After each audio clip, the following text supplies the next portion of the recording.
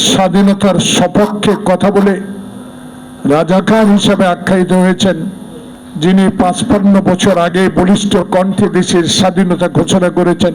সেই প্রিয় নেতা শহীদ জিয়া আজ আমাদের মাঝে নেই। আমাদের দলের শীর্ষ পর্যায়ে নেতৃবৃন্দ যারা বাংলাদেশের রাজনীতিতে কোনোদিন আল্লাহ ছাড়া মাথা নত করেননি, যারা বাইরে এক কাঠা সম্পত্তির মালিক নয়, যারা অতীতে গণতন্ত্রের পক্ষে লড়াই করেছেন, যারা বাংলাদেশের স্বাধীনতার সপক্ষে কথা বলে রাজাকার হিসাবে আখ্যায়িত হয়েছেন, সেই দলের নেতা, যিনি দল সৃষ্টি করেছেন,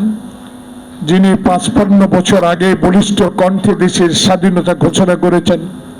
সেই প্রিয় নেতা শহীদ জিয়া আজ আমাদের মাঝে নেই। কিন্তু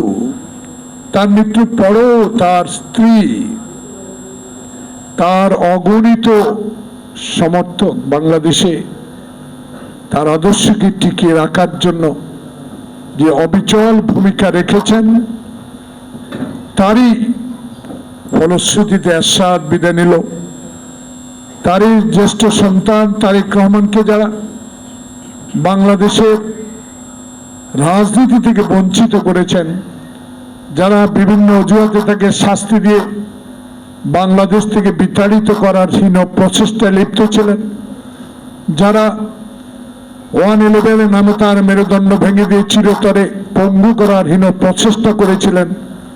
যারা তাকে বিদেশে পাঠিয়ে দিয়ে তার এক ভাইকে জীবন দিতে হয়েছে, আর এক ভাই যাতে কোনোদিন এই রাজনীতিতে আসতে না পারেন সেই ব্যবস্থা করেছিল। আজ ইতিহাস এই জন্য বলা দরকার, বাস্তুহারা যেমন ইতিহাসে বিলীন হয়ে যাচ্ছিল, আজকে তার সুযোগ্য সন্তানের নেতৃত্বে আবার এই বাস্তুহারা বলিষ্ঠ ভূমিকা নিয়ে বাংলাদেশের সামনে যিনি একটি নিরপেক্ষ সুষ্ঠু নির্বাচনের মধ্য দিয়ে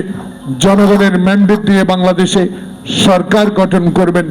তাদের কাছে যেন এই বাস্তুহারা দল আবার নিজের জীবন নিয়ে ফিরে আসতে পারে, সেদিকে লক্ষ্য রেখে এই কথাগুলো বলা।